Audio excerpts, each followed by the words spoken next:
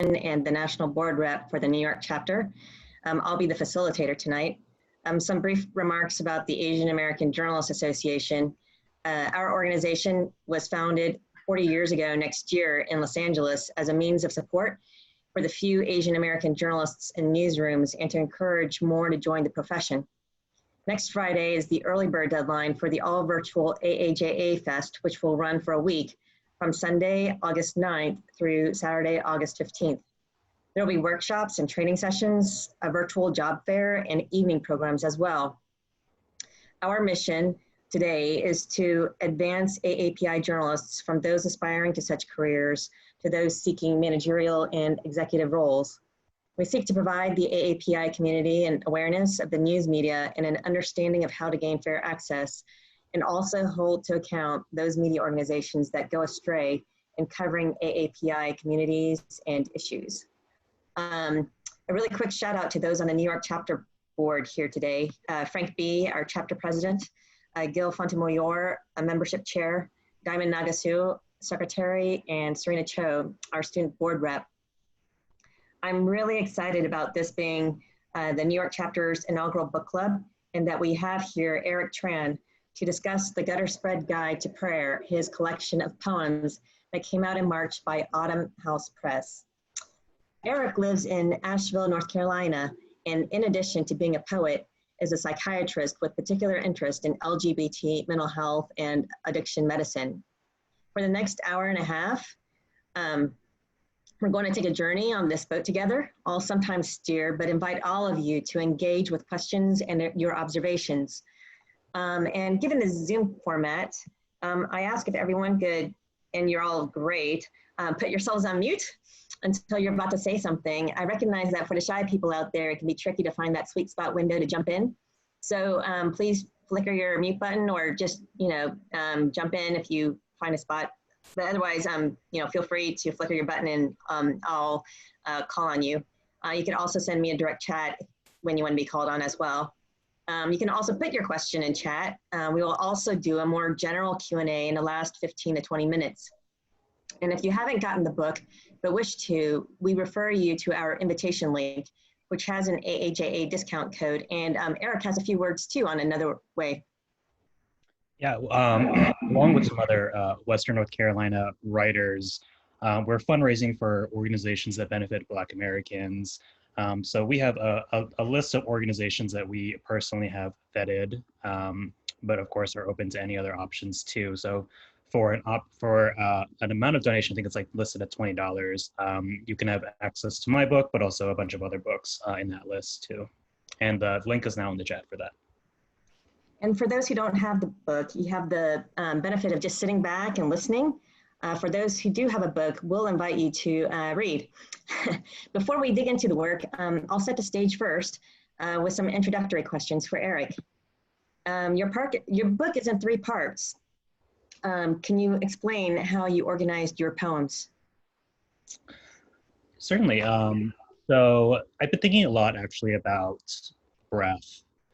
And I think the entire country has been thinking about breath for more than a few reasons. One, thinking about, again, talking about Black Americans and Black Lives Matter, how much the statement of "I can't breathe" has come to resonate with people. But also thinking about in terms of coronavirus as well, and how that affects our breath, and how coronavirus then intersects with racial justice. But on even a more micro level, I've been one of my quarantine hobbies has been running more, which I, for the past 31 years, have hated. And for the past maybe 2 weeks, have hated less. And I think that one of the reasons that I've hated it less is I've been focusing more on, rather than the running or the music or the distance or the temperature or the calories lost, thinking more about, am I breathing in this moment? And how am I breathing in this moment? And I say that because poetry itself is also really focused on the breath. If you think about your typical poems, there are line breaks in there, and the line break suggests that there should be a sort of breath in that place. There's space to take a breath. And in that moment, with that breath, a lot of things can happen. One, there's a pause there. Two, there's a shift there. I'm gonna run out of numbers. So I'm gonna stop listing them as numbers. And I was thinking about this in terms of psychiatry as well. We think a lot about breathing as a coping skill, and breathing as something that is necessary to have good mental health. Um, there's some connection to the idea that we can only grow and only relax and only improve when we are in a sympathetic or parasympathetic state, a relaxed state. And that is related to breathing.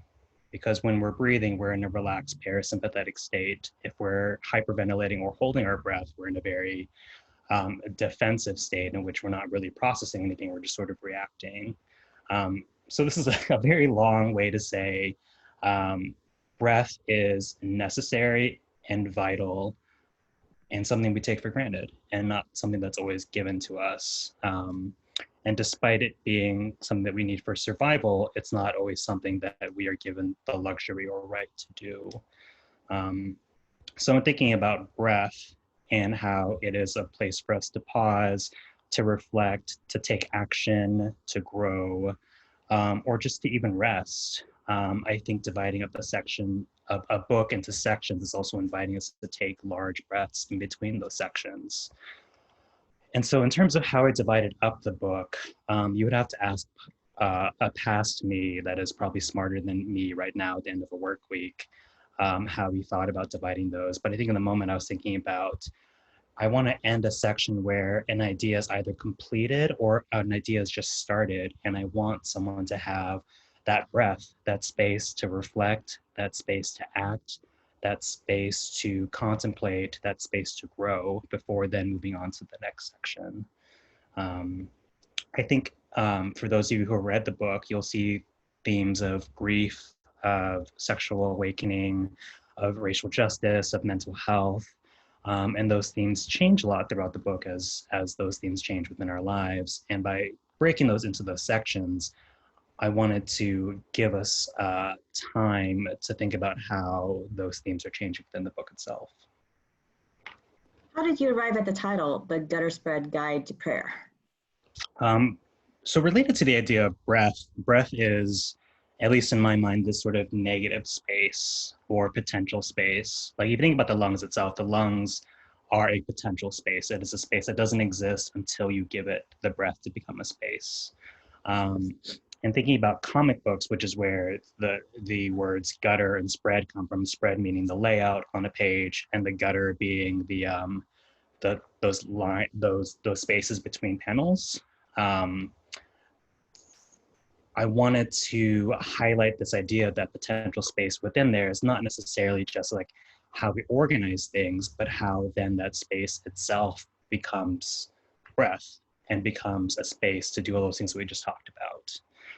So in uniting these words, one, I just sort of like how sort of complicated that phrase is, and I like really the sounds within that phrase as well.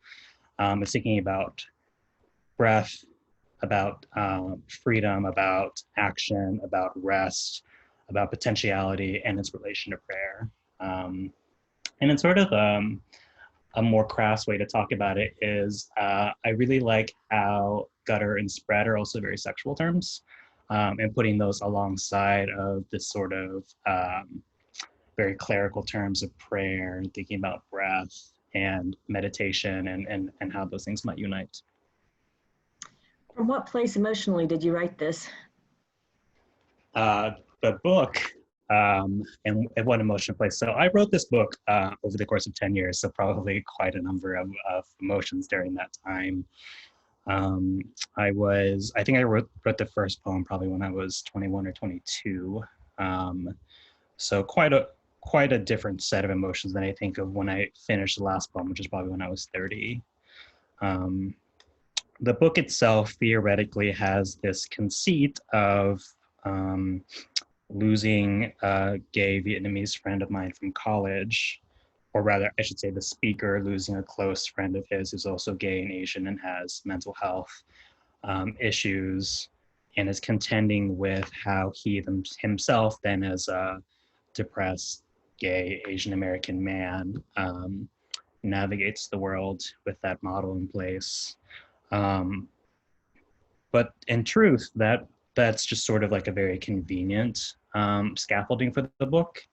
When the book was coming together, I lost probably upwards of like 10 queer young male friends, and thinking about if that was an inevitability for me, which initially I think comes across as being very sad, which it is. You know, I want to hold space for that. But also thinking about like how that can also force us to think about celebration as well. Because when we think about grieving somebody, we also think about we miss them because we loved so many components of them. And when we think about queer tragedy, we're also in that way thinking about queer joy. Even thinking about like the HIV epidemic, for example, that itself is connected to community and connected to sex. So itself is tragedy, but is also this great sense of pleasure too. So to answer your question, Liz, about what emotional state did I write this book, it's a multitude. And that's also to sort of get back to a previous question of yours is why does this book exist in sections? And why does this book necessitate having that breath to then reflect and then move forward to a transformed version of what we just read? I wanted to take a look at something, so loss, for example, and in one section think about how that loss could inspire anger, could inspire sadness, could inspire grief, and in a different section could entirely inspire joy. And who is Zach Doss, to whom you dedicate this book? Zach Doss was one of the friends that I lost, who is a queer young man, and he was one of my closest, dearest friends. And I'd been working on this manuscript for about 10 years, and not with any rush to publish it, because I am not in academia where it's publish or perish.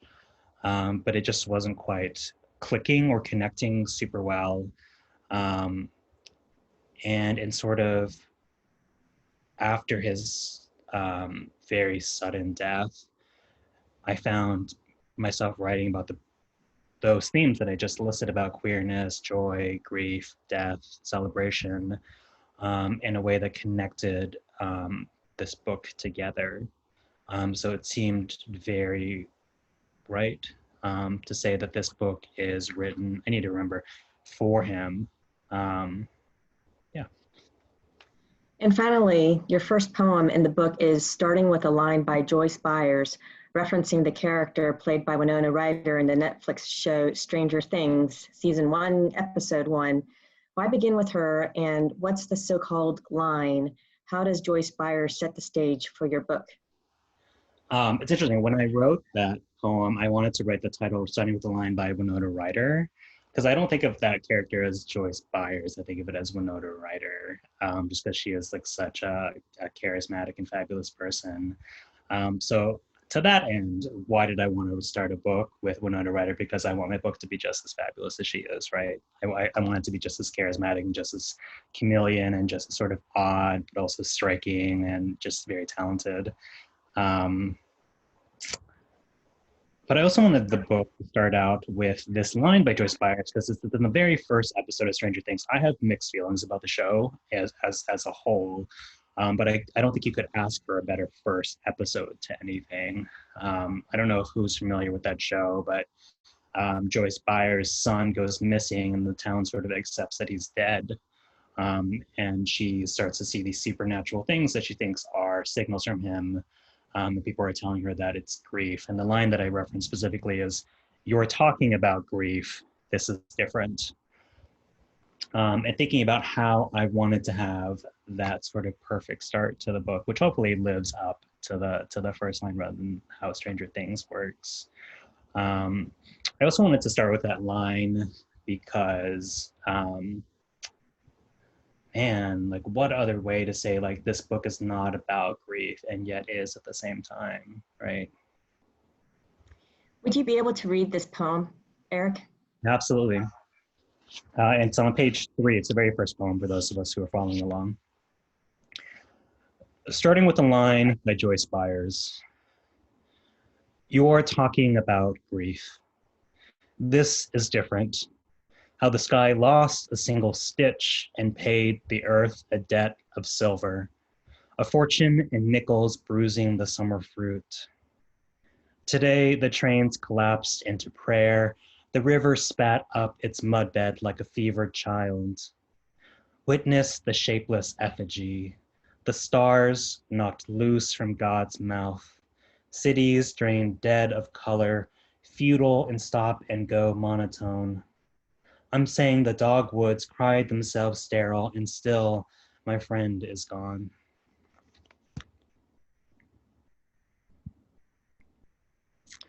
And so from this poem, when I was sort of preparing for this chat of ours, I was thinking about some poems that I might bring up to the group, and I came up with a set of triptychs. And I think I want to read the start of one of them, and then maybe I'll open it up to some audience members if anyone wants to read along with us. One of the things that Liz, you and I had talked about is sort of, or I've talked about with other people as well, is the pop culture references that are within the book. I think that was included for a lot of reasons. One, I'm very interested in pop culture, as you know, anybody sort of living in our society is. And two, thinking about pop culture as being very gay, which is something that I definitely want to evoke within the book too. Like clearly it's like a very queer, very poppy book, even by its cover. I think another reason is pop culture, I think, does a very good job at sort of reminding us of the zeitgeist or whatever is happening of cultural importance at that time. The things that are referenced within this book were things that happened around the time of writing the book. So for example, Trump's election shows up in the book, which I think helps sort of anchor the book and the thoughts of it within a certain time. It's a very interesting sort of generation that I think we're all part of. I guess you can call us millennials, but I've been thinking about a lot of reports that say that our generation is suffering a lot from, what is it called? Deaths of desolation, which means suicide, drug overdoses, depression, and it's been much higher than other other generations, which I think is very telling. And to sort of capture that idea, I think pulling from pop culture of the time is incredibly important. So this is, again, a long way to say that the next poem that I'm going to read is, it's a touchstone to, I think, what our generation is affected by. It's something I wrote shortly after, maybe not shortly, but about a year after the Pulse nightclub shooting in Orlando. And it's called Pulse. Us in blindfold in delicious dark, done deaf by baseline, scouting heat with throated tongues, breath a scream on in reverse, and Lord, we holler wet down each other's necks. Rapture and rupture, every sizzled bead of black sweat, spit swollen out our skin. Oh God, made naked, a flaw with climax steeping our glotted throats. Give name the hollow want to sing fat with blood. Sing us alive, our hearts fed thick with thrust and rhythm, sacred fist made habit, the gasp and surrender of living this soft. That was on page, I'm sorry, I should be telling you the page number, that was on page 6. And sort of the next poem within that triptych, and I think I would like to sort of finish the triptych out and then maybe we can talk about the triptych as a whole, is on page 5, Lectio Divina, Emma Frost. Does someone from the audience who has a copy of the book want to read that for us?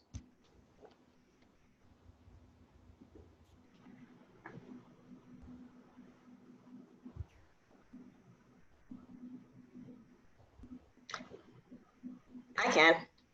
I'll read it. Oh, great, Stevie. Please do. Can you see me? I can't tell. Or maybe you don't need to see me. I can just read it. Lectio Divina Emma Frost's New X-Men number 122. To her mutant students, the whole world is watching us now. We must be nothing less than fabulous. My precious rejects who wake to apocalypse, what do we lose in fire? We are born from flame, the treasure man stole from gods. Your creation thought, his skin too scarred for me, but for him, I carried a bag of stones to the river and witnessed his wrists flick their weight across the water. The sun bears a gaze too, and has no response. Praise, it feeds and blinds, warms without so much as a single word. Thank you, Jamie.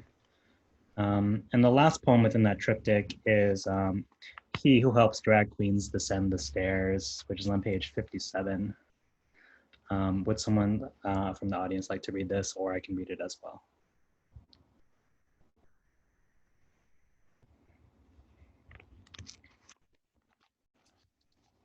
I can read it. All right. That was He Who Helps Drag Queens Descend the Stairs, right? Yes. All right. You in the Abercrombie half sip made for someone who knows a decade less of kindness. You who doesn't smile at dick jokes or a queen tonguing her cheek to phantom a blowjob, but who still offers dollars bookmarked between fingers or resting in your palm, open like a leaf. Who taught you this devotion, the unassuming necessity of a single spotlight, of the glue behind the glitter, the links above the chandelier? You patron saint of the naked unrolled ankle strapped in a high heel. You harbinger of a spandex pantheon, you gel-tipped trumpeter. Here, background music is heralding. Take up your brassy horn, press it to your lips, and blow. Thank you, Anaga. And this triptych sort of came out to me as relating to each other in very obvious ways of theme. So they're, well, maybe not as obvious, but Lectio Divina Emma Frost is, so Lectio Divina itself is ancient monastic tradition of approaching a religious text, the Bible, namely, and spending different ways of interacting with it, which itself then becomes a form of prayer. And so in this book became a way of me approaching different texts as spiritual texts, as texts that could teach me something. So Lectio Divina Emma Frost is a meditation on an issue of the X-Men after they have essentially been wiped out by a terrorist attack, and Emma Frost, who is a mutant, has to sort of make a public speech about it afterwards. And I was reading and rereading that issue, one, because it's a fantastic issue in and of itself, but in the context of Pulse, thinking about we who are survivors of queerness, or sorry, I don't like that phrase at all. We queer survivors of hate crimes and of terrorism sort of are required to say something or required to do something. And what is that thing? And there is no one right answer. There is no sort of sound bite that doesn't come off as cliche or shallow or a disservice to what the queer experience actually is. So in thinking about these poems as speaking to each other, they range from quite violence, from Pulse, to sort of thinking about recovery to like in Lectio Divina Emma Frost, and then thinking about triumph and celebration and He Who Helps Drag Queens Descend the Stairs. But in that same way, by putting the three poems together, I think that just also highlights within the poem itself how each poem has that same progression or those same themes. So like in Pulse, the way I wanted to break the lines were that each line itself could be sort of this very sensual or sexual line, but when it bleeds into the next one, then has that sort of hint of danger. And in a way that itself mirrors the experience of being at a place like Pulse nightclub, but also then hearing about it as a queer person. Page 7, you also have Days After Orlando, read the X-Men, where you speak as Beast with your blue fur unmatted and combed out clean. How are you linking these Marvel characters with the Pulse tragedy? Yeah, I think in some ways, I think in many ways, looking at tragedy or even joy directly is too much. Our capacity at any given moment may be enough to sort of contain all those feelings by themselves or together, but you know, as someone who is admittedly quite sensitive and as someone who works in mental health, I think it's a lot to take everything in all at once. And we are often served differently, if not better, by sort of breaking it up or by looking at it through a lens, by looking, and that lens is essentially like metaphor. In this book, I think a lot about pop culture, and specifically comics, as ways to sort of refract what the reality is. We think about escapism, namely things about fantasy, science fiction, or even fiction itself as being ways to sort of escape what is happening in the world. I don't think that's ever possible, to be quite honest. Anything made from humans is about humans. So in that way, we use escapism to try to get away from whatever we're facing, but in many ways, I think that we are actually getting closer to the things that we are experiencing. So if you think about trying to hold this sort of tragedy and joyous celebration of gay nightclubs or gay nightlife or queer nightlife, rather, it's not just for gay people. I can't look at it directly all the time. And at the same time, by trying to look away from it, my eye is drawn directly towards it again. So in Days After Orlando, I read the X-Men. It's broken up into many sections, which are supposed to sort of mirror how comic book panels are aligned on a page. But also each section is sort of saying, like, I'm trying to read this issue to get away from this. And yet in that white space, that I'm allowed to breathe, that I'm allowed to, or forced to breathe, or forced to reflect, and forced to move forward, my mind keeps coming back to the same exact thing that I'm trying to avoid. The poem right after, A Favor, it's very personal. Would you mind reading that one, Eric? I don't know how. A Favor on page 8. A favor. I'm learning a favor can be wrapped like a gift if someone wants to feel needed. And there's so much I want to tell him. I'm tired, but not in a sad sense. But like when he stayed up looking at Adam Rippon in a harness, twink nonsense, he'd say, or deftly coded messages, like me not skipping leg day and saying, I'm doing butt stuff. Or when I forgot the word for rain in Spanish and settled for, the sky is crying. And since we're talking about it, I tell him I'm sad, just sad, because with him it was okay to sit in a storm of sad without unpacking the galoshes or an almanac. And this week I'm graduating from medical school, and wow, so suddenly all the people I'll save who aren't him. And right in the eye of this, I cracked my first joke, right clean like a tooth. It's so nice to tell someone I can still laugh without him and with him at once. God, I'm laughing so hard, my eyes are watering. Look, my whole shirt front is drenched.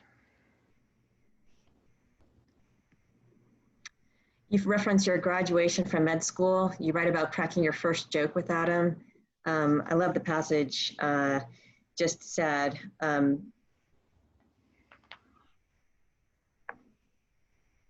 Let's see. It was okay to sit in a storm of sad without unpacking the galoshes or an almanac. And you make references to Adam Rippon, the figure skater. How do you, and how, can you please define for us twink? So twink is a gay, I guess, identity or stereotype or archetype that is in the most pure sense, if there is a pure version of it, a skinny, young, hairless man, which Adam Rippon is sort of one of the most archetypal figures of that.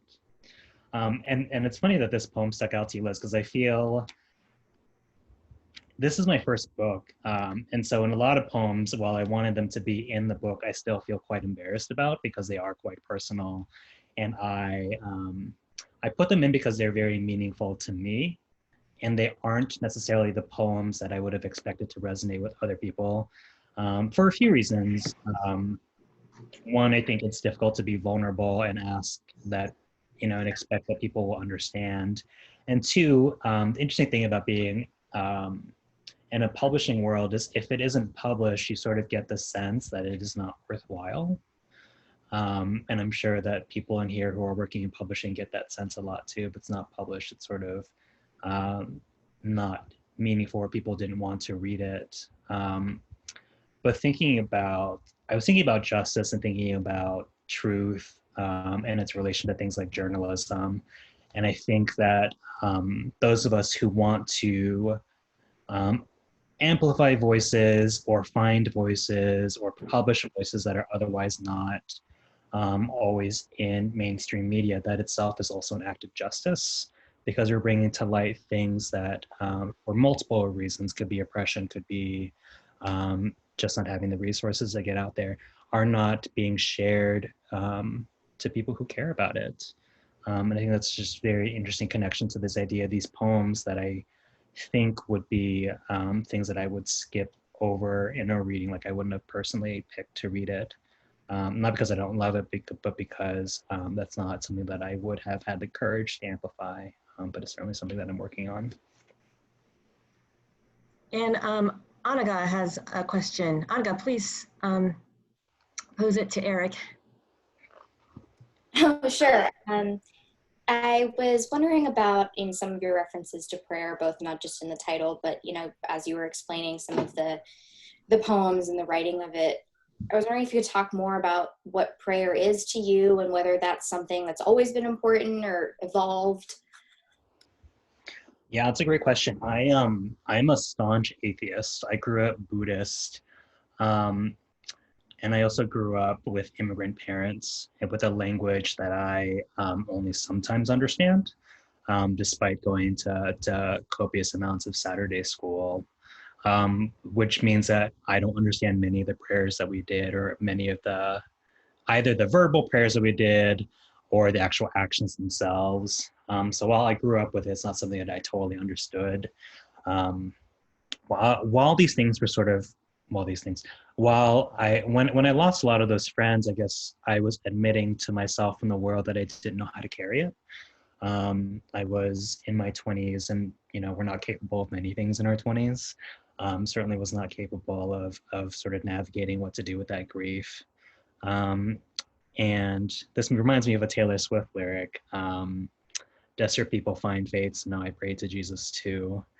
And thinking about, like, I was desperate in that time and thinking like, well, what's a structure that has helped other people through this? Might be religion. And I tried participating in multiple religions and none of them quite stuck with me. But during that time, the thing that I did do consistently was read a lot of poetry and write a lot of poetry. And when we think about prayer, I'm sure there's lots of definitions to them, and I'm sure a lot of scholarly people would have very beautiful definitions to them. But to me, prayer is an action in which you can give a divine amount of attention and receive something that is larger than yourself. And that could be applied to anything, not just a religious text. It could be applied to watching your favorite TV show or reading a comic book, which is why it was important for me to then embrace the idea of prayer for this book. I think also as a queer person, religion is something that has always seemed exclusionary to me. It is not something that is necessarily always welcome to me or my people.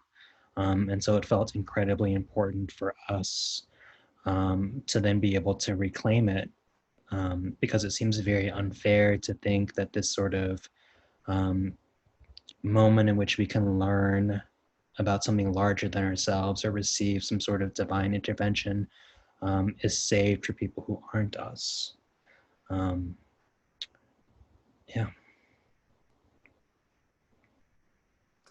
As a queer person, you're gonna make me cry, so thank you. Thanks for the question. I especially love the rhythm and the pauses in Portrait in Pleather Tea. I think a reader could really have fun with this one. Would anyone want to read it?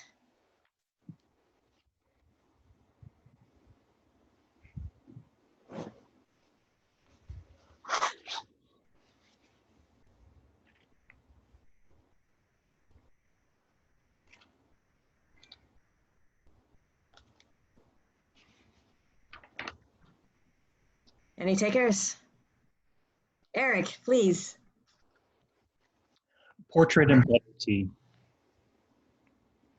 With fire doors propped open, with freight lift fraught with mirrors, with club choked with drag queens making cheap Asian driver jokes, making cheap sorries with rail pores of 2 fingers we left on the bar, with answering the door for men looking just how they said they did years ago, with refuge under sheets, with rebuffed foot traffic, with horn and roar of leaving silence, with suitcase packed in short sleeves, with sun chased by cereal milk, with long straw, breathing with baking soda and bathtub, with busted pot, sputtering black, brewed by the spoonful, with smiling daddies at happy hour, with town guides because of your cute friends, with tour of docks after dark, with midnights of bodies pressed into bodies, with filling every cavity of dune base,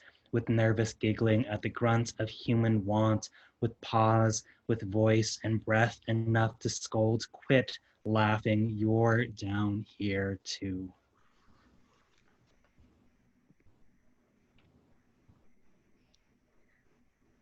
Dwight, please share your observations with us. For this one, it's funny that that's another poem that you have sort of highlighted. It's not one that I think about often as sharing, because I do think it's difficult syntactically. There's no grammar with which, well, there's no punctuation with which to work, and without capitalization or sort of punctuation, and these sort of very sharp line breaks that I love doing. It's very difficult, I think, to get a foothold in there. Even when I was reading it, I was trying to figure out like what I had actually meant to do with the previous line falling into the next one, which is difficult, but also I think a lot of fun if you divorce yourself from the idea of having to make sense of everything, or even being able to divorce yourself of having to make sense of anything, and just being there necessarily just because you're having a good time is totally cool. This is sort of related to what Anaga had brought up with us about the idea of queerness in prayer, for example. So the idea of a line break is that where you break your line, the line itself should already make some modicum of sense. It can make sense logically. It can make sense as like an imagistic moment. It can make sense just sort of like an interesting sound that you're using, and then the break itself should unite it with the next line, and that itself, these 2 lines together that are broken should then make an entirely new thought when combined. And it made me think of what Anaga was talking about or had brought up with us with queerness and spirituality, for example. So we can talk about queerness and then do a line break and say a queer line break with a spiritual path. These things can exist individually, but when you sort of put them together, they sort of surprise you in a way that can be both delightful, challenging, and also sort of change what you were thinking about that previous line.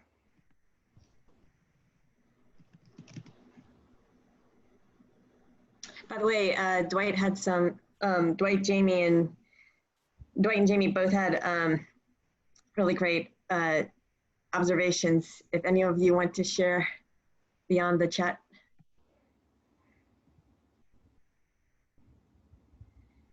with regard to Eloisa, I was wondering if you or a participant would want to read it. It takes place in a bathhouse. I guess I did, before that takes place, you asked if we wanted to elaborate Yes, more please on, do. you know, finding ways to pray. You know, I think reading through it and going through reading through the book and going through, I guess, moments of grief throughout. And also, I think for me, as somebody who also engages in, as someone who also engages pretty heavily in fandom, and as a queer person who's, you know, really used that as a sort of mental escapism when I was, you know, in the closet, when I was growing up, that pop culture, TV shows, like graphic novels, stories, fiction, those were a source of healing for me. And I think that's why I really connected with this, with your definition of prayer as, you know, receiving something that feels larger than yourself, but that also can heal you in a way. And I guess my comment in the chat was about how, you know, for people who were either shut out of religious spaces or never had access to one, we all find our own ways to heal. And whether that's through like stories or art or writing. So that was more what I wanted to, that was my reflection. And we'll always find our ways to prayer too. Relating this idea to what I was saying about like people being shut out, people's stories being shut out, and the idea of justice as being ways to bring those stories to light. I think that you could think about queer people as being shut out of prayer, but in no way, shape, or form is that true. In no way, shape, or form are we not praying throughout our lives. I was thinking, for example, like how funny it is that prayer takes place on your knees, but what else takes place on your knees in a bathhouse, right? And so like in these moments, we're also praying in ways that maybe some people don't want us to be praying, but also like, it's not your prayer. You know, so I think, Jamie, you're absolutely right that we're always going to find our ways to that. Yeah, and I think that draw too between the concepts of that almost metaphysical between religion and sort of the fantasy fandom world, right? Like of like the scientific, right? Like where you escalate beyond what is real and sort of like, obviously we have human experiences that sort of speak to a lot of that too, right? Particularly in acts like sex or you know, consumption of food or whatever you want. Like there are those other levels where people can experience those things, and being able to sort of weave those together as beautifully as you do. I think that's really cool. Thanks. Yeah, I love that you have references to science, to pop culture, whether it's like Emma Frost, Mad Max, Amadeus Cho, Hermione Granger, Big Barda, Captain America, and then also paintings as well. Eric, did you want to say something? Yeah, I appreciate that you appreciated that component of it, because I think it's incredibly important to bring to light that we are always mixing high and low things. So high and low art, anywhere from performance art, which I mentioned in here, to like really obscure comics, to say like we have access to all of those things. And it is a form of oppression to say that we had to pick one or the other, and cannot unite either parts of ourselves or these parts of society that are producing those different things.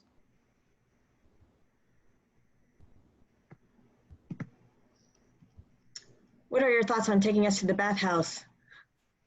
That is one of my favorite places, so I'm very happy to set there. Eloisa on page 11. Eloisa on page 11. Eloisa, how to explain the bathhouse to you? How I buy pricey eucalyptus soap because that's what dissolves in the steam room mist. I don't like the smell. I think it's rich fool's mint. But once a yoga instructor dotted eucalyptus oil on my temple, and I was taken back to that steam room, to the shadows of bodies against mist.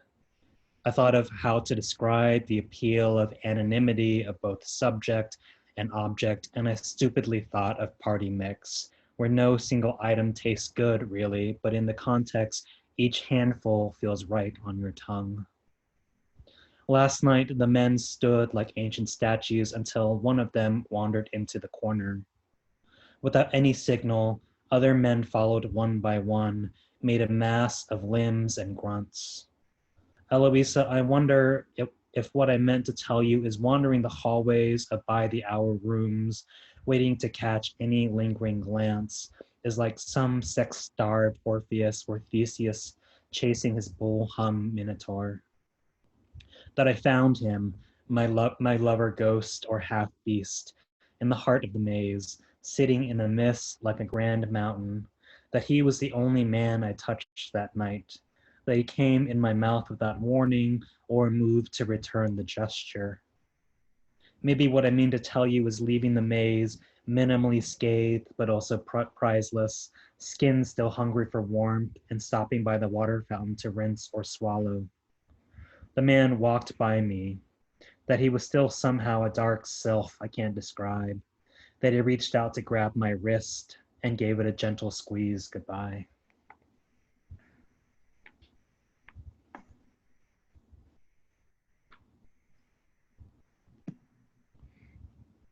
And that poem started out as a haibun, which is a poetic form that starts with a block of prose that then ends with a short haiku at the end of it. And the idea is sort of to describe a scene. And in a way, it was sold to me as sort of a postcard, and thinking about how I wanted to send a postcard of a bathhouse to one of my friends. It's such an interesting experience that I wish I could bring people there just to experience it with me. For a long time, I hid the fact that I went to them, I mean the few that are still here, because it seemed like a sort of embarrassing thing to talk about, just that I have desires. And then the next step of like, oh, what if I wanted to bring a friend to a bathhouse? It would be embarrassing then to have a friend see me in such a vulnerable form, literally naked. And then thinking about how that's changed even recently from there, of like attending orgies with friends who are there, and how that's funny, but also is so also incredibly fitting. Like these people who I have such intimate relationships with, isn't it super fitting that they also see me then in like a physically intimate form as well?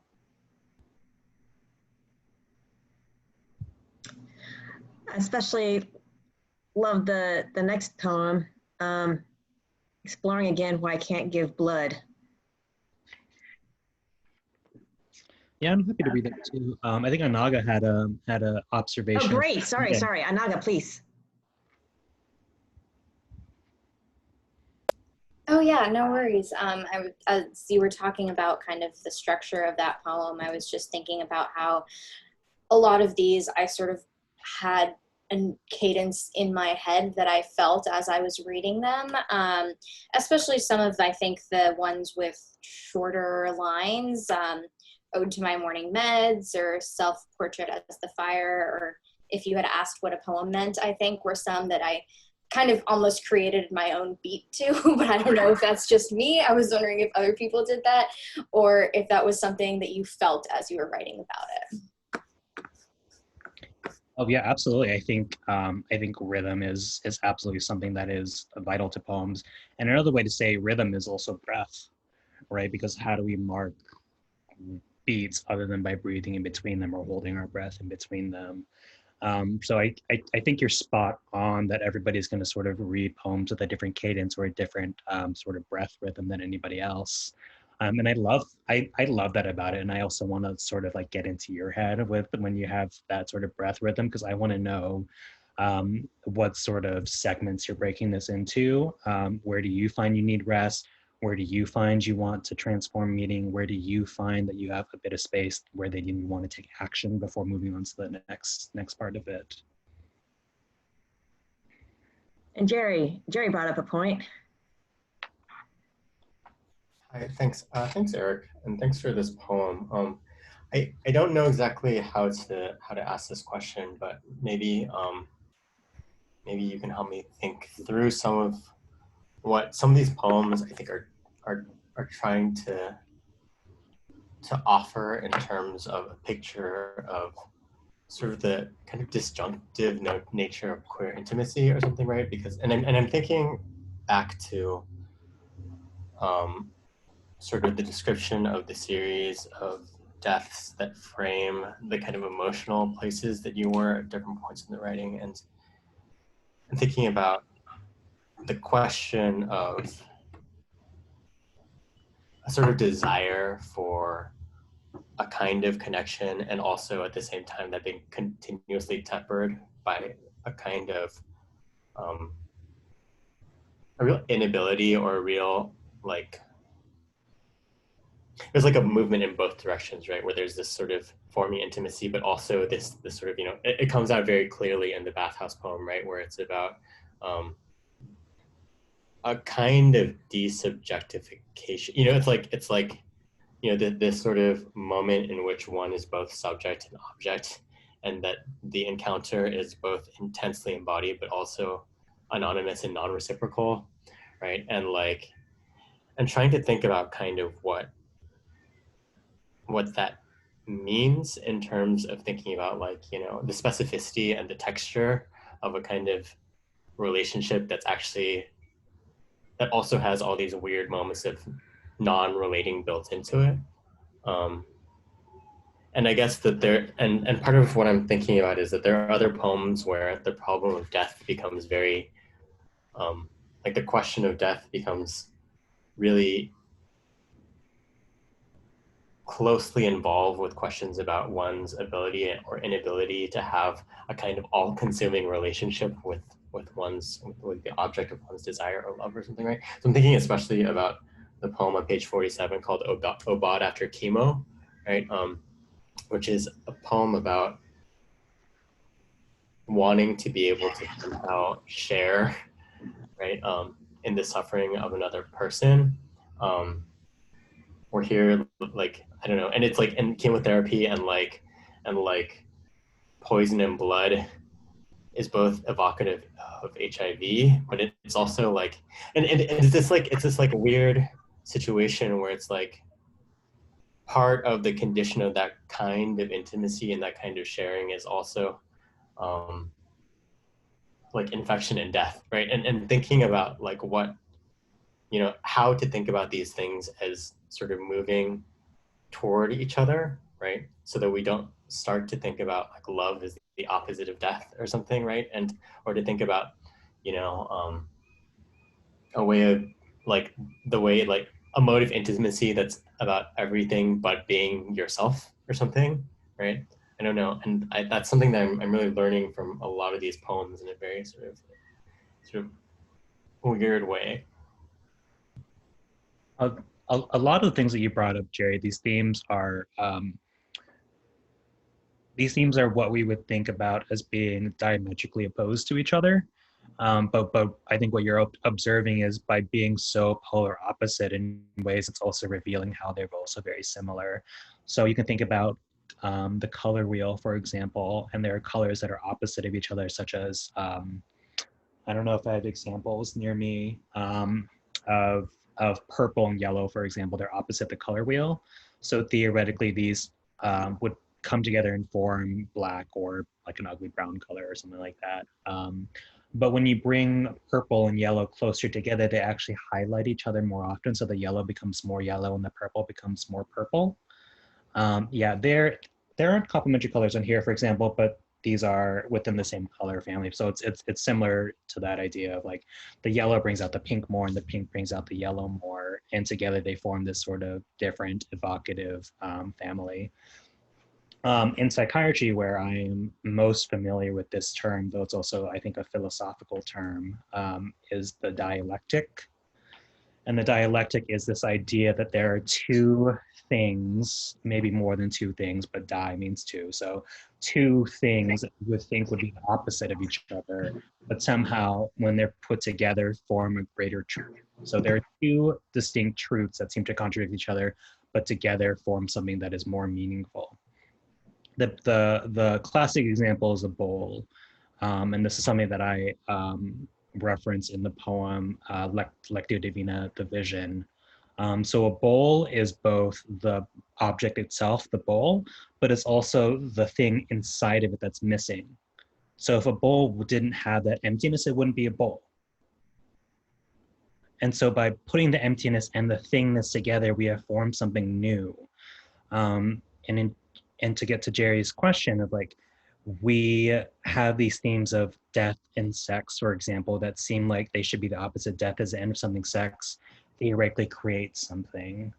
But in many ways, death and sex are also connected. For example, HIV, or for example, Pulse nightclub, or even the other way around where danger becomes sexually gratifying, like autoerotic asphyxiation, for example, or specific kinks that we have that are a little bit more dangerous. Your body is never more alive than right before it's going to die. So to get to your original question about queer intimacy, I think that has surprising dialectics within it. You would think that queer people would have less of an issue having more complex, intimate relationships. But I think there are many things that sort of get in the way of that. First and foremost would be stuff like respectability politics. So for example, me going to bathhouses, is that somehow gonna get in the way of my ability to then assimilate within straight culture? Does that then mean that I have to ignore that side of my queerness in order to gain the societal power? And if so, that divorces the desire, my queer desire, from the queerness itself, which is not a dialectic that I want to participate in. So sort of related, there's a phenomenon where gay men, for example, will meet each other, and if they are not sexually interested in each other, they won't even become friends, because they want to create that division so much, rather than accepting that queerness can encapsulate both platonic and sexual and romantic relationships. They can exist in parallel or alongside each other, or even moving between all three options as well. And it's also, can you talk about, sorry. Yeah, just last thing, Dwight, is thinking about also not in the dialectic is never loving my friends, those friends, more than after they had died. Right, so like, appreciate that thought process too, right? Like I'm trying to figure out in some ways in which like tying together the whole cadence, breath and sort of all of these images which are very ritualistic, right? You can think about like bathhouse experiences as very ritualistic, even in the traditional sort of bathhouse sense, right? To the queer bathhouse sense, like, so trying to figure out what your thought process is, particularly when we think about prayer and religion and sort of the rituals that embody those types of practices. Like, how much of it is sort of your intention that this reads very ritualistic? And how does that sort of then reclaim some of the things we're talking about? I absolutely think this is, I think you're spot on in thinking about this as sort of a manual or itself a prayer book. So there's the series Lectio Divina that we talked about as a monastic tradition of prayer. And I sort of purposefully space it throughout the book rather than just having a standalone section of Lectio Divina, because my statement is like, they're not distinct moments of prayer, but in reading the book itself and writing the book and existing within the book, that itself is an act of prayer, of paying attention to something that then connects us to something larger than ourselves and can teach us something about ourselves or the world beyond ourselves. And as we talked about with Inaga, it's very important for me as a queer person of color to reclaim spaces that have excluded my people. And to come back to, I never in my life would have imagined I would have talked so much about religion or spirituality when I was younger, but here we are. In psychiatry, when we're doing a risk assessment of someone, spirituality is the biggest predictor of safety. And I'm not talking about religion. I'm talking about spirituality, which is an entirely separate, but sometimes similar idea. If queer people are separated from spirituality, they are separated from the most protective factor. And isn't that, pardon my language, the most fucked up thing that you can think about? And how important it is to then reconnect a vulnerable community that dies at a higher rate than their straight counterparts, how important it is to connect that community to a protective factor.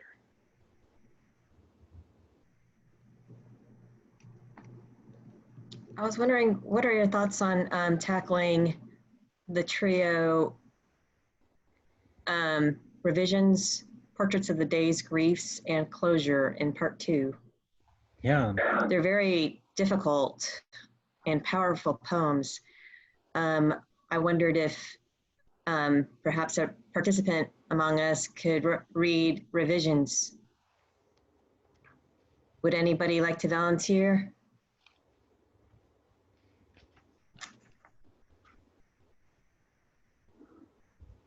Revisions on page 21.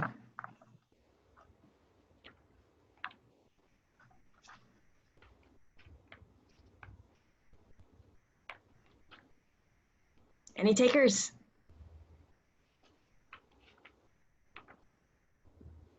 Naga, Jerry? I'll do it. All right. Thank you, Jerry.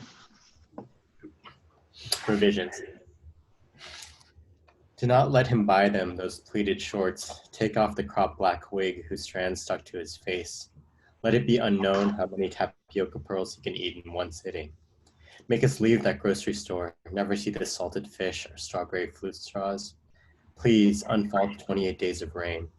Make us skip the workout of the day, unpush, unpull, unspeak the broken Vietnamese, silence the half conversations, dial down the laughter. I've heard yesterday is just condensation on a window, the day before an orb weaver's web. The street lamp outside my apartment started to flicker, but now holds strong. It can be like that. Let the tide recede, the bud unbloom. Make him step back through the doorway, make him turn the lock back. Redact the news, those same 4 headlines. At last redo the day of shopping, of him asleep on the drive home. Do not let me brake gently at any exit or stoplight. Let me speed and swerve, let him startle and wake. Dear God, make him open his eyes.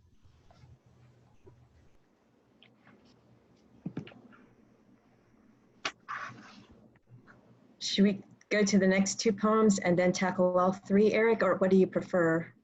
I think we can read them through, but just to briefly pause there. Okay. Jerry, it was extremely important that you read that poem to us.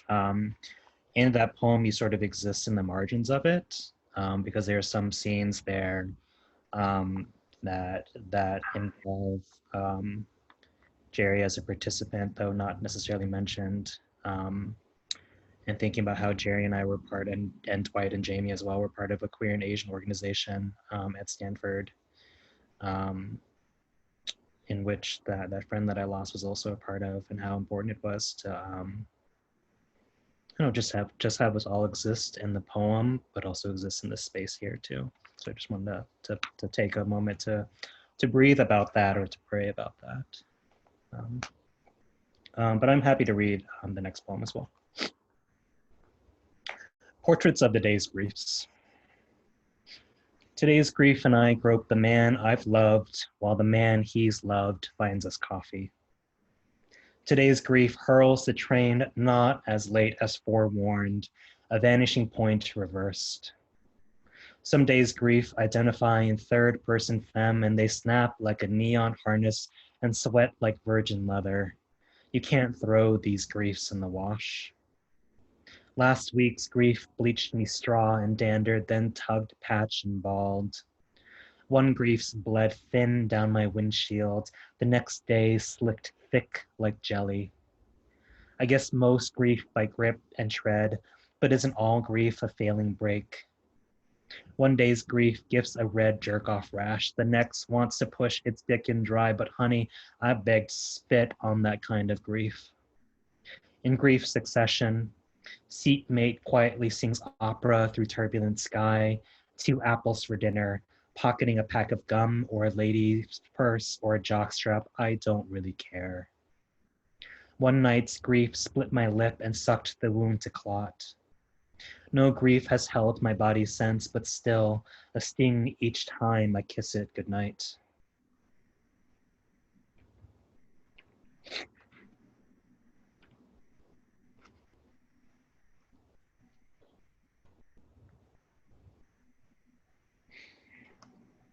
And would you like me to read the closure as well?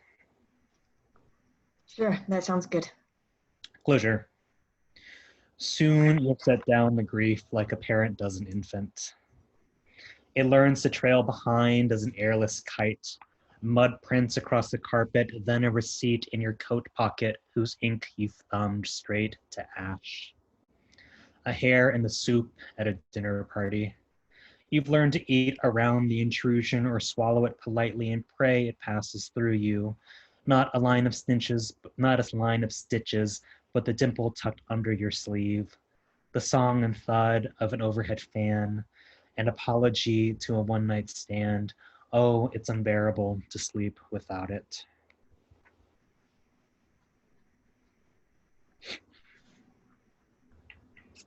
And it is interesting to bring those 3 poems together as I was quite surprised at how moved I was at Cherry reading revisions, but then sort of thinking about the poem Closure and thinking about how we will think that something is over and packaged and is very routine to us, and then someone points it out and suddenly it's fresh again. Not in a way that's necessarily painful, but in a way that can also be quite beautiful as well. Again, thinking about that dialectic of something also being sort of bitter and sweet all at the same time.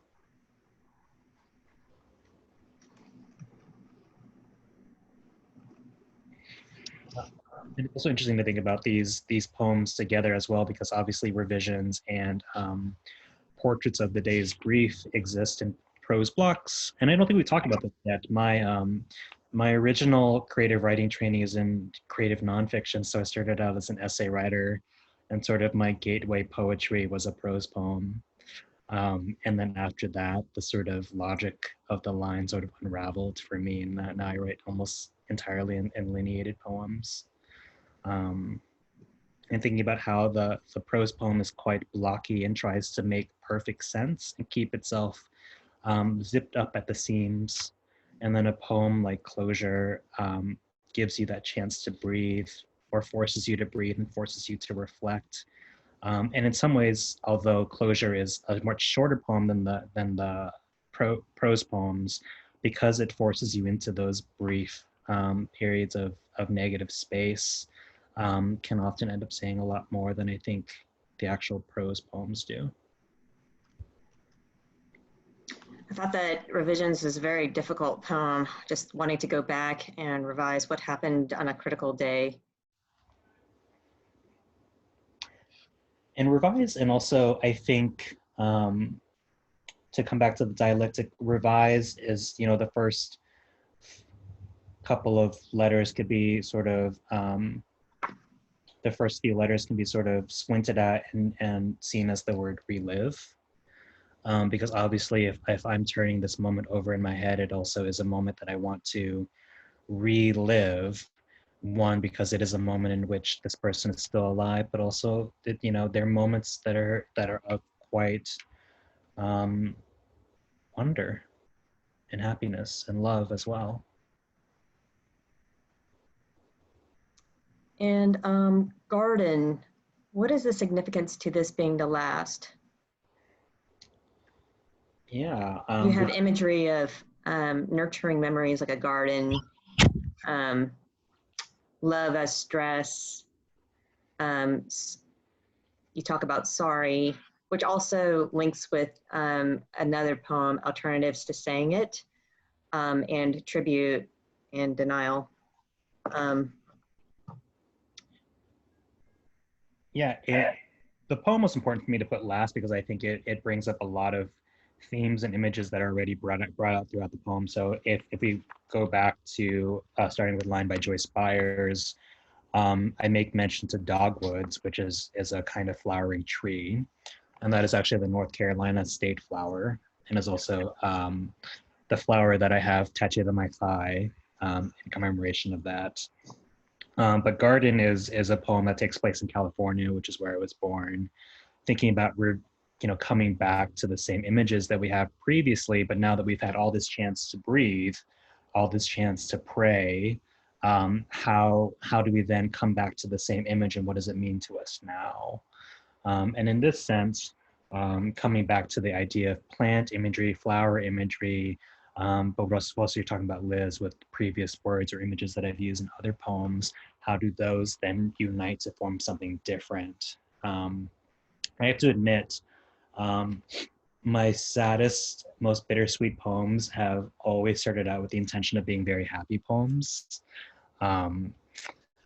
I particularly love this book by Ross Gay, Catalog of Unabashed Gratitudes, given to me by, well, actually I stole it from a very good friend of mine. And it is, in my head, it was always a book about gratitude, but when you reread it, it has the poems about Eric Gardner, for example, and him and his struggle to breathe. So it itself is a book necessarily about grief. So I wanted to make that a nod to that idea as well. And then finally thinking about what better place to end than in a place where growth is possible, which is a garden. Would you be able to read it? Garden. Then let's plant a garden with the memories that keep me awake. They'll grow together, you and what I didn't tell you about my backyard. Like Sundays saved for weeding the wings of dill. First clumsy handfuls through work gloves, then held like quills between my furthest fingers. I'm allergic to everything green, and still I keep flowers in vases outside my door. Even the bouquet you worried never made it to me. Days anxious if a neighbor got my roses. Maybe I wrote this poem to say I'm sorry if loving me was stressful. Or when I tell people I love them now, your name's the antecedent. So every bud or reliable fig tree I pruned before the hurricane is proof you're alive to me. Or I'm sorry I blur the borders between tribute and denial. Or love isn't just stress all the time. Here, a corner of the garden where at 10 I planted corn in our desert soil, yards from any sprinkler, but still it grew without fear of joy or shame and faster than I could eat. But mostly it was a thing to witness, to marvel, so much growing out of almost nothing.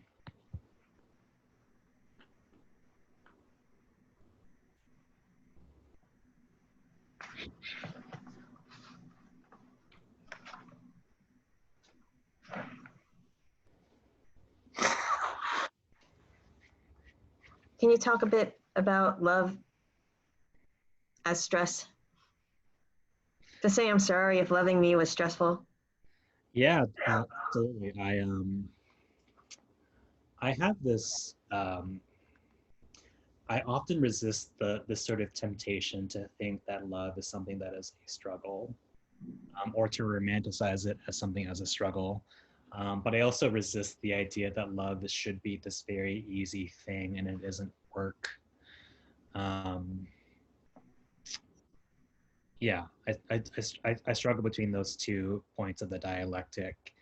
And I haven't quite figured out what necessarily the greater truth is to me yet, because one, I'm 31, almost 32, and don't know anything, to be honest.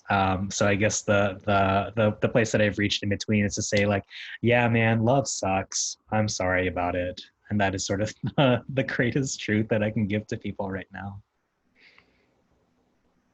And a little later, you say, or I'm sorry, I blur the borders between tribute and denial. Yeah. Yeah. Yeah. That is, so theoretically, this poem was written to Zach. I think it was one of the poems that I written after he died. And thinking about how, so after he died, I went through this phase of, this is like no longer about poetry, it's just me telling you about my life. This is, I went through a phase of being very, well, I still am in that phase of being very close to people who are very close to me and having frank discussions about what our friendship means. And always opening it up with a discussion of him. And in that way, those conversations were a tribute to our friendship, but also a denial that our friendship could ever be over. And thinking about him now and all the friends that I've lost now,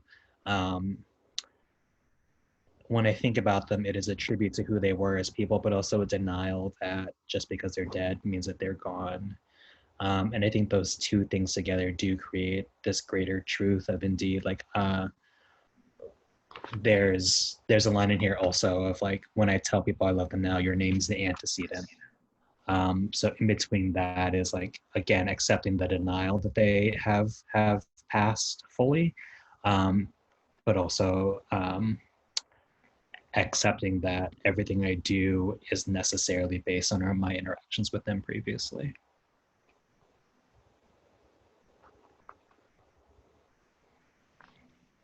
Do you have any closing thoughts before we head into Q&A?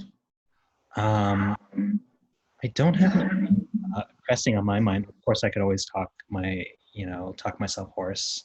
But if anybody has any lingering questions, we could always get to those first. An had a question earlier. An, would you like to pose it?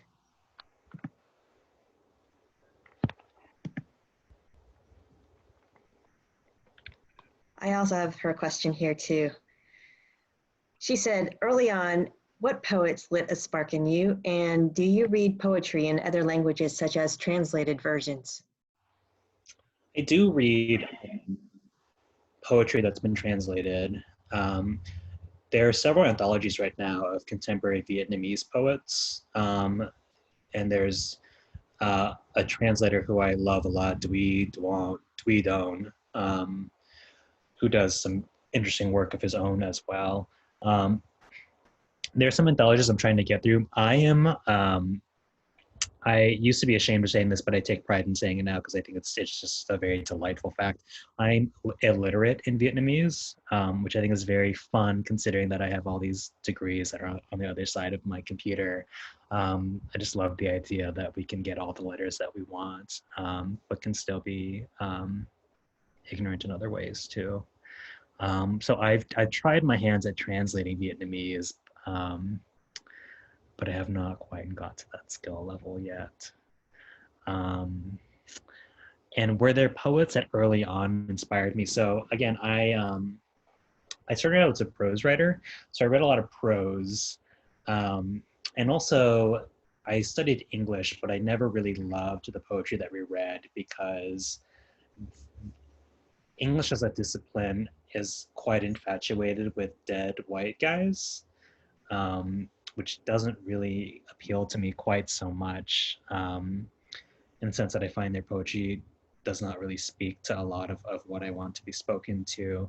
So I found myself shying away from that a lot. So to be honest, most of the poets that I read are mostly contemporary poets. Yeah,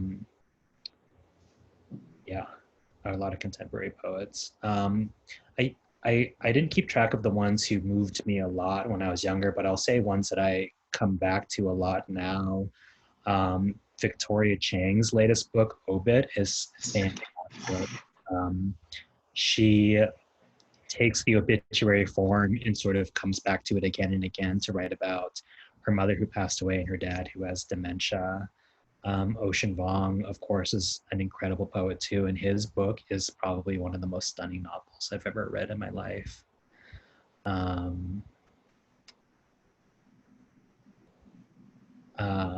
I really love Diana, is it Diana Tran, Diana Choi? Ghost of, Diana Nguyen, A Ghost of, which is an incredible book too about her brother dying of suicide, and before he committed suicide, he cut himself out of every family picture. So she writes poems in which the figure that take the shape of the picture minus his cutout of it, which I think is also incredibly evocative. Can you talk about your mentors like Ocean Vuong and how you arrived at poetry as your medium? I arrived at poetry because all my friends in my Master's of Fine Arts were poets because they're much more fun people. And now having gone to the dark side of lineated writing, I will say that I'm also a much more fun person than when I was a prose writer. So that's why I started writing it more often. In terms of the mentors, I have to fully admit that I am incredibly lucky, an incredibly lucky human being in many ways. So for example, you and AAJA reached out to me about being a part of this book club without me necessarily having to do very much about it. And even in our preparation for it, you were sort of making it as easy as possible for me to be a part of it. Ocean reached out to me after judging a contest in which he was a judge that I submitted my poems to. And again, that wasn't something that I asked for, but something that he offered. And this is to say that that is also an act of justice, right? To then find these voices that are that these voices that are not necessarily as amplified as you would hope to be, and then figure out how to amplify them further. Which I think is also then a job for us to do at any given time too. So thinking about Asian writers who have sought to mentor me and how I can seek to mentor another generation, but also thinking about like how that justice can move towards things like Black Lives Matter, and those voices needing to be amplified too. It's not necessarily mentorship, but sort of still takes that similar flavor of action. What would you say to a high school poet? Like where can a high school poet get published, find their footing? Where would they look to, or who would they look to? I think in a more thoughtful sense, anywhere you want to, right? Like, so there's no reason why a high school poet could not publish in the same places that any sort of well-published poet is currently in. And they could certainly look towards publishing in more accessible magazines. There's nothing wrong with that. But there's nothing keeping them necessarily from pursuing things like the New Yorker if they wanted to. In terms of where to get more footing and training and practice and mentorship, the place that I would actually press people to do it most formally is through AAJA-NY, which is ADROIT. It's a magazine and organization that actually has a high school mentorship program in which they pair emerging writers with more established writers, and they've had some incredible poets come through that program. But more than anything, I'd say read what you want to read. Like, stop feeling like you have to. I mean, I love Walt Whitman, but stop feeling like you have to read Walt Whitman or Bukowski or Berryman. Like, if you want to read someone who's writing about sex or comic books, do it. Have any particular recommendations right now? For poets writing. What are you reading?